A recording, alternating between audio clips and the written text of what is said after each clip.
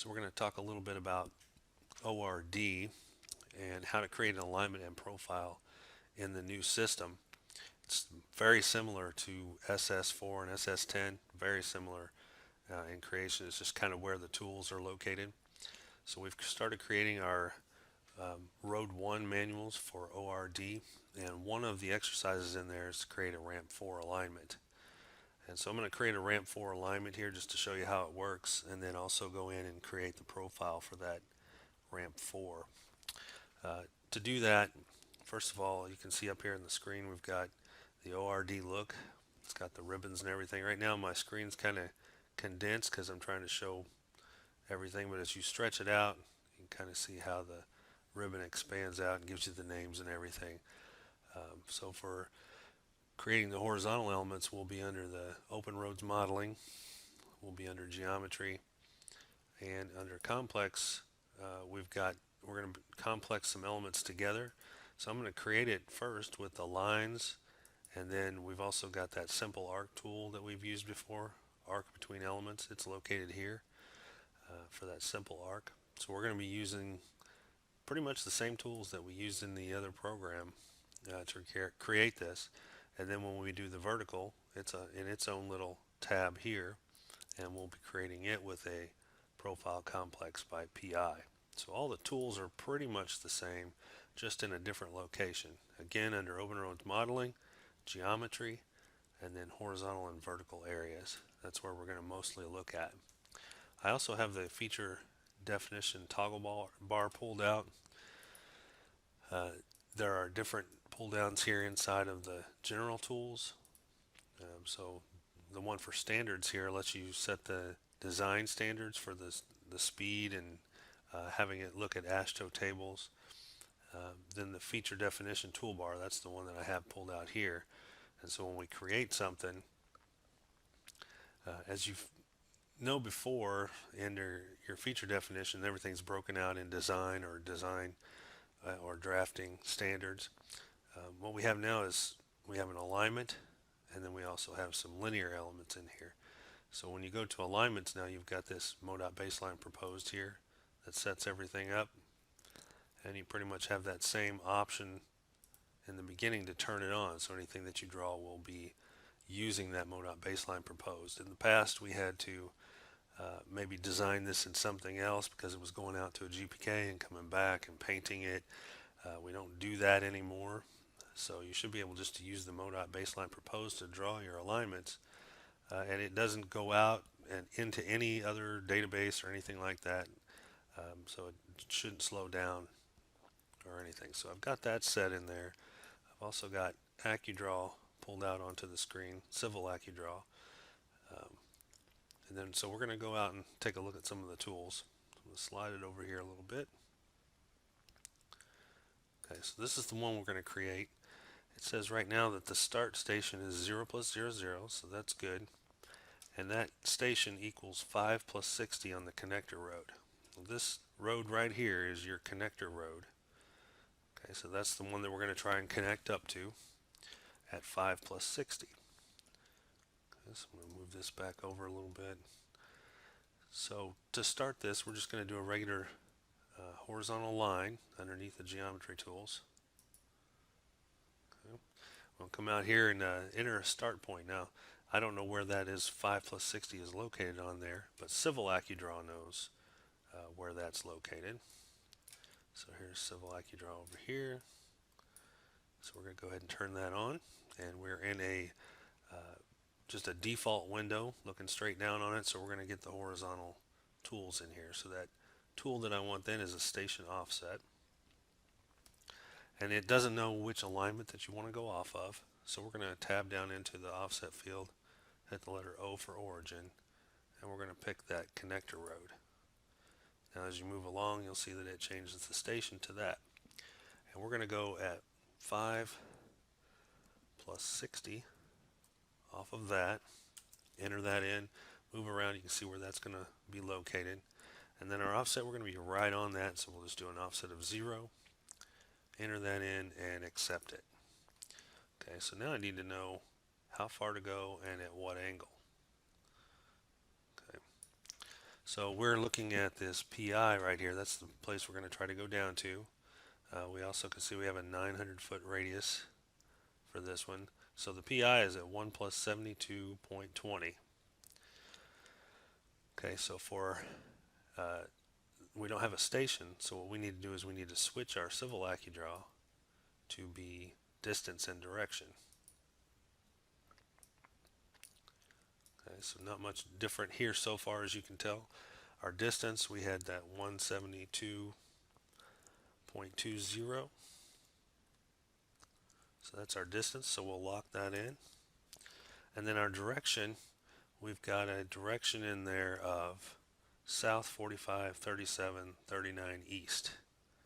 So I'm going to come down here and put that in, south 45, and we can still use the colon as we could before, 37, colon, 39 east. Okay, so we'll enter that in, move the mouse around. You can see it's locked it in to this location. We'll go ahead and accept it. Okay, now for the next line, I'm just going to right click to get out of that. We're going to create another line that goes from that PI, this 172.20, and actually I don't need to go necessarily to the PI. I can actually come in and start from the other end. It's probably a better idea, but you can come here with this PI and go this direction and just go as far as you need to. Okay, so we're going to come back in and place that arc in there, and then we're going to come back from the other end and go this way. Okay, so what we're going to do is we're going to come in from that location again. So let's go back to our line tool. We'll snap to the end. We're going to tab down into the direction field. As you can see right now, that's south 5427. So we're going to try south 63 colon 56 colon 17 east and enter that in. And we're just going to go down here somewhere. I know it's somewhere past 11:13, so I'm just going to come down here and left click. Okay, so this is so far it's been just like what we've done in the past. The next one option, we're going to come from the end and go up. We're given the end coordinates down here at the bottom. So we're going to use the XY for this next one. Still going to use the line tool. Okay, we've got it set at XY, so we're going to key that in. The X is 1606.830.0199. Enter that in. Move the mouse around, you can see where it locks it in there. And we are at 866.100.0255. Enter that in, and it should be right at that location. So we'll go ahead and accept that. Okay, then we're going to switch, after we get our XY in there, we're going to switch the distance and direction. So I'm just going to move my mouse out. You can see that it is north and west in our direction. So we're going to make sure we do north and west, even though the manual says south and east. So north 62 colon 57 colon 25 west. Enter that in. It locks it in. Just move our mouse out a good distance and left click. So now we've got those two in there. They actually overlap in there. Okay, so if I select them, you can see that that one is overlapping that one. So we're going to end up putting an arc in there. So we've got the top end and the bottom end. And so I'm going to slide this out just a little bit here. And we're going to go out to the arcs. Arc between elements and our simple arc. And for our bottom radius down there, we've got that 13,800. I believe that's what that says in there. Let's look. Go back in here. So at the bottom, yep, 13,800.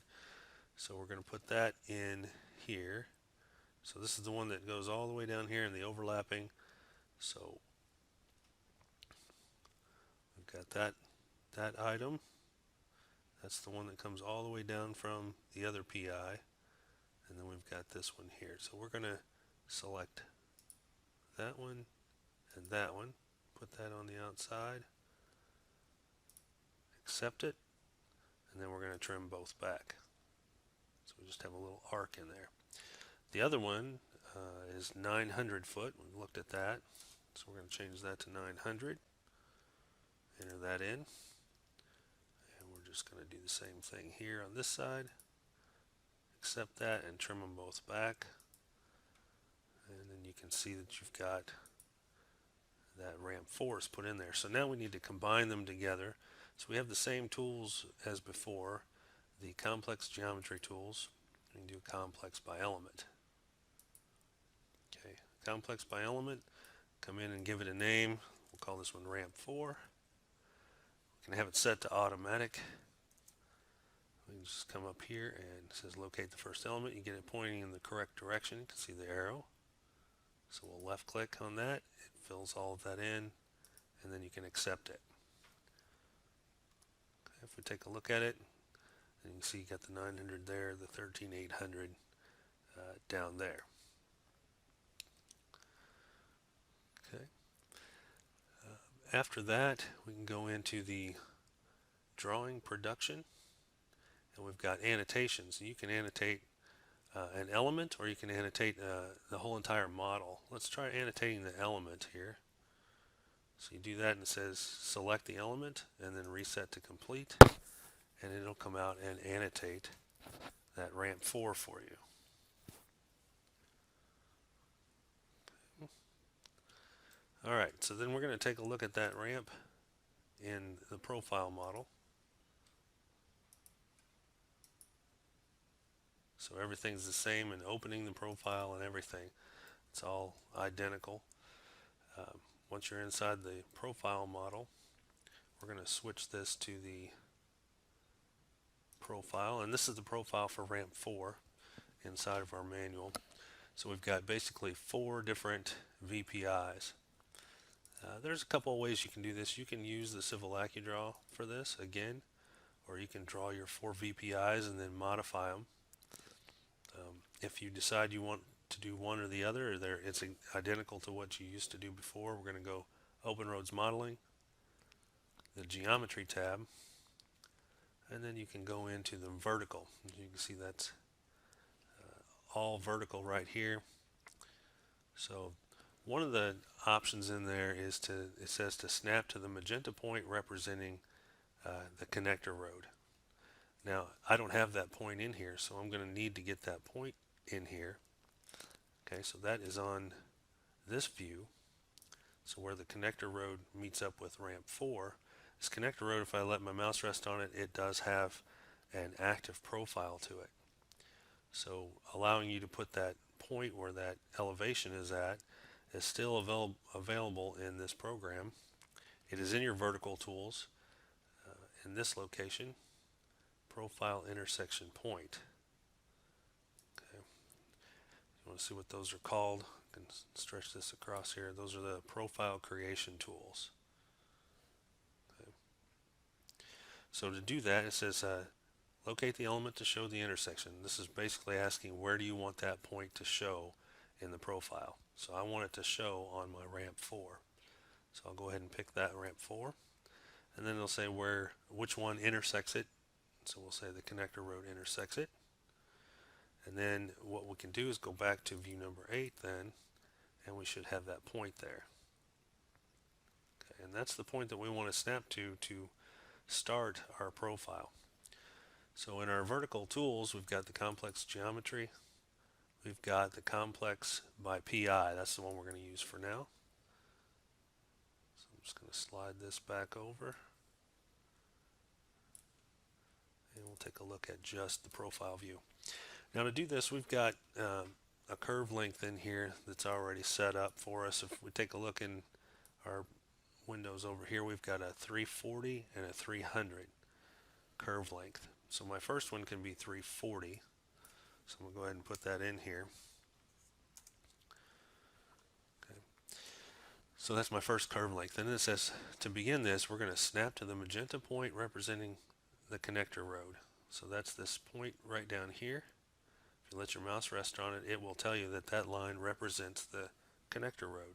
So we'll left click on that point, and then it says the first one, we've got a slope of -4%, okay, and it goes to station 2 plus 50. That's what we have here, 2 plus 50 at 4%. So if we want to use Civil Accudraw, we can go ahead and turn that on, and we've got a slope option here. Okay, so in our slope options, we can go out here, and once we get that started there, we can come out here and set our station to 2 plus 50. Enter that in. Okay, and then our slope is -4%, and we can lock that in. Okay, now 340 is the length, and so that already puts that in there. And our next station then is 9 plus 00. Enter that in, and it's at 5.5%. Okay, so we can leave that in there, accept that. Now our next curve is not 340, it's 300. So we can just tab down into the curve length and give it 300 and enter that in. You can see that changes on the fly. Now our last point here, we should be able to snap to that end point down there, and then all we have to do is right click. Okay. F4 on that, and then we have a profile in this location. So everything works pretty much exactly the same as it used to. Once you're in here, there is a little slight difference in your profiles. You can see these are grayed out. Now you can edit it up here. If you did this with Civil Accudraw, the Civil Accudraw information does show up. If you just went out and adjusted it, those might not be there to adjust. So what you have to do then, if you want to adjust this slope, is to come down and actually select the line that has that slope on it, and then you can go modify that slope. So once you select, if it's a white information, you just have to select the line that is included in that, and then you can go modify that. Okay, so that is kind of doing vertical and profiles, and then you can also do the horizontal. Pretty much the same tools, just located in a different spot.